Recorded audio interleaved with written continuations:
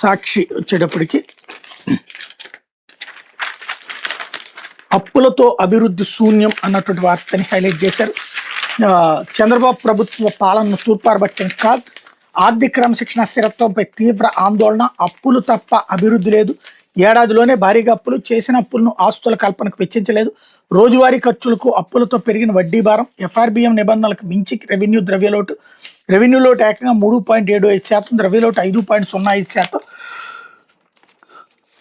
2024-25 ఒక్క ఏడాదిలోనే 81,071 కోట్ల అప్పులు, 24-25 మార్చి నాటికి బడ్జెట్ అప్పు 5.67 లక్షల కోట్లు. అంతకుముందు ఆర్థిక ఏడాది కన్నా అప్పులు 16.68% పెరుగుదల. బడ్జెట్ వెలుపల అప్పులను వెల్లడించాలని రాష్ట్ర ప్రభుత్వం 2024-25 ఆర్థిక ద్రవ్య వినియోగ అకౌంట్స్పై కాగ్ నివేదికను అసెంబ్లీకి సమర్పించిన సర్కార్ అంటూ ఇందులో చంద్రబాబు ప్రభుత్వ పాలన తూర్పారబట్టింది అన్నట్టు వార్తను హైలైట్ చేసి, చంద్రబాబు ఏడాది పాలనలో ప్రస్తుత అభివృద్ధి దేవుడెరుగు, భవిష్యత్ అభివృద్ధిని కూడా శూన్యం చేశారని, ఆర్థిక క్రమశిక్షణ ఆర్థిక స్థిరత్వం కూడా తీవ్ర ఆందోళన కలిగిస్తోందని కంట్రోలర్ డైరెక్టర్ జనరల్ నివేదిక పేర్కొంది. భవిష్యత్ అభివృద్ధికి చోటు లేకుండా ఏడాదిలోనే భారీగా అప్పులు చేశారని తూర్పారబట్టింది.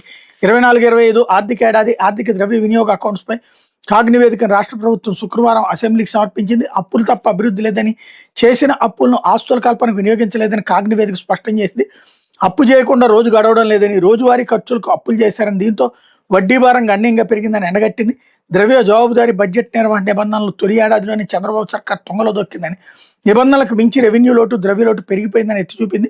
భారీగా అప్పు చేసినప్పటికీ మూలధనం వ్యయం తగ్గిపోయిందని, ఇది రుణ స్థిరత్వాన్ని మరింత దిగజార్చడంతో పాటు భవిష్యత్ అభివృద్ధికి ఆర్థిక అవకాశాన్ని తీవ్రంగా పరిమితం చేసిందని కాగ్ పేర్కొంది. అంతకుముందు ఆర్థిక ఏడాదితో పోలితే 24-25 ఆర్థిక ఏడాదిలో మూలధనం ఏం 12% తగ్గిందని, ఇది దీర్ఘకాలిక ఆస్తుల సృష్టిపై తగిన ప్రాధాన్యతను సూచిస్తోందని వెల్లడించింది అన్నటువంటి వార్తని హైలైట్ చేశారు.